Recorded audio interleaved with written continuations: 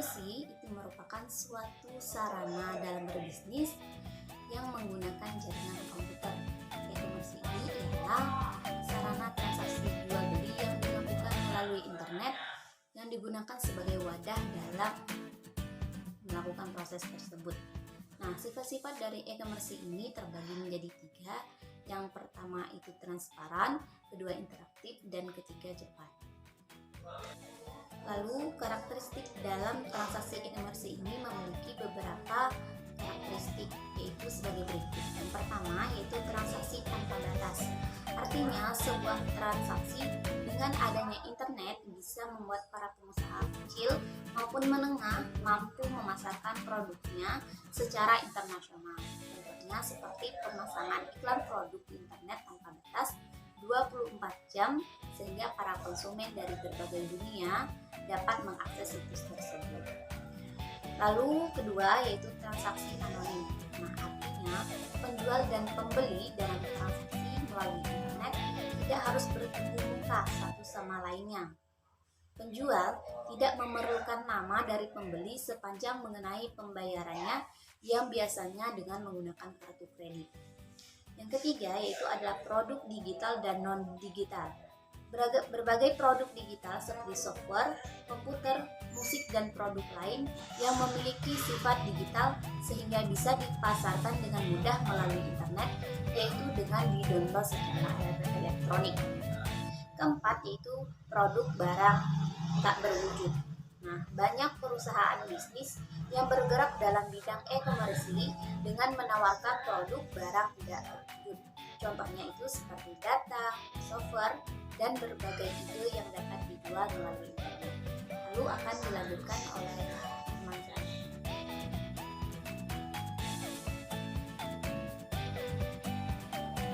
Selanjutnya yaitu tujuan. Nah, cyber law sangat dibutuhkan berkaitan dengan upaya pencegahan tindak pidana maupun penanganan tindak pidana. Cyber law akan menjadi dasar hukum dalam proses penegakan hukum terhadap kejahatan-kejahatan dengan sarana elektronik dan komputer, termasuk kejahatan pencucian uang dan kejahatan terorisme. Dengan kata lain, cyber law diperlukan untuk menanggulangi kejahatan cyber. Lanjutannya yaitu dalam praktik penegakan hukum terhadap apapun bentuk-bentuk kejahatan transnasional, salah satunya kejahatan cyber, faktor hukum yang utama yang seringkali menjadi kendala penegakan hukum dalam praktik adalah masalah yurisdiksi. Penentuan yurisdiksi ini merupakan suatu diskursus yang sangat penting dalam rangka penegakan cyber law, apalagi dalam konteks penegakan hukum terhadap kejahatan transnasional. Permasalahan mengenai yurisdiksi diatur dalam pasal 2 Undang-Undang Nomor 11 Tahun 2008 tentang Informasi dan Transaksi Elektronik, sebagaimana telah diubah oleh Undang-Undang Nomor 19 Tahun 2016 tentang perubahan atas Undang-Undang Nomor 11 Tahun 2008 tentang Informasi dan Transaksi Elektronik. Menyebutkan undang-undang ini berlaku untuk setiap orang yang melakukan perbuatan hukum sebagaimana diatur dalam undang-undang ini, baik yang berada di wilayah Indonesia maupun di luar wilayah hukum Indonesia, yang memiliki akibat hukum di wilayah hukum Indonesia dan atau di luar wilayah hukum Indonesia dan merugikan kepentingan Indonesia.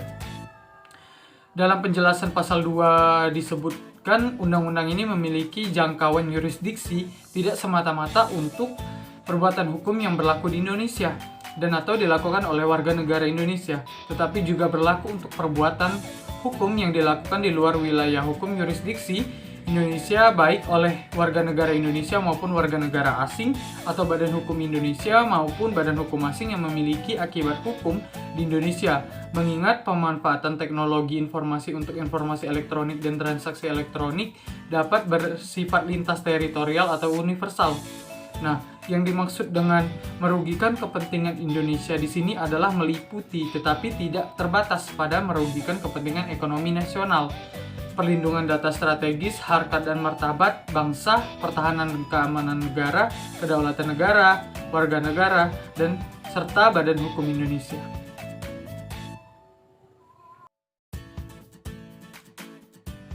Baiklah, saya Dian Mayasari. Di sini saya akan melanjutkan penjelasan materi yang telah dijelaskan oleh rekan kami sebelumnya, yaitu Basir.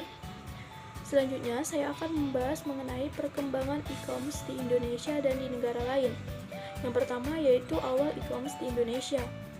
Lahirnya e-commerce di Indonesia bermula dari hadirnya Indonet. Pada saat itu, Indonet sebagai Internet Service Provider atau disingkat dengan ISP di Indonesia.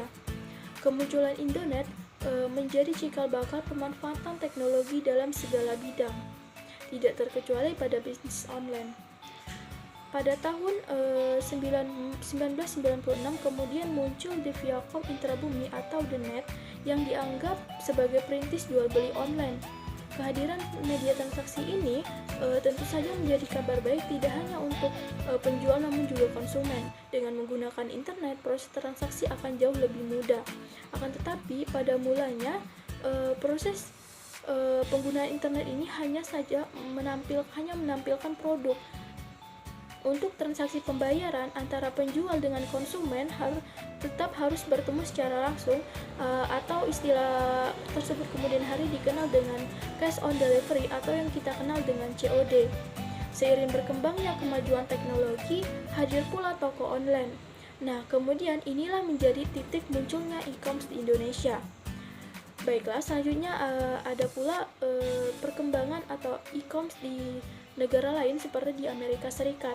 Nah, di Amerika Serikat sendiri e-commerce ini sangat dimanjakan oleh berbagai kemudahan untuk membuat ataupun membangun e-commerce seperti Yahoo, Store, dan Quizstore. Cukup membayar sejumlah uang yang berkisar dari puluhan sampai ratusan dolar sudah bisa membuka situs cantik lengkap dengan shopping cart yang akan langsung online dalam hitungan menit.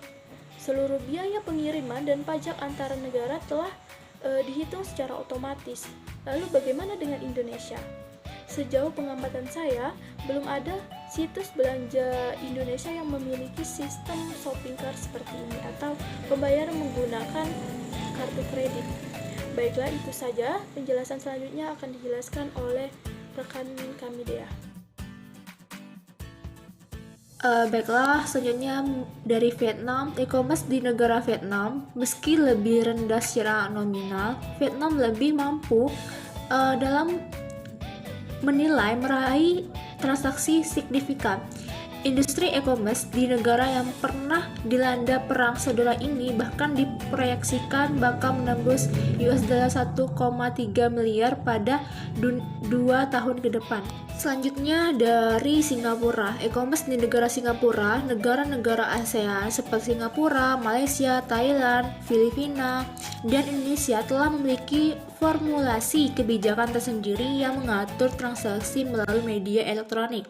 Di antara negara-negara tersebut, Singapura sebagai negara maju di Asia Tenggara memiliki visi yang selanjutnya pusat e-commerce internasional, yakni negara di mana seluruh transaksi perdagangan elektronik regional maupun internasional diproses. Tak heran bahwa Singapura memiliki perangkat regulasi mengenai kegiatan e-commerce yang lengkap dan memadai.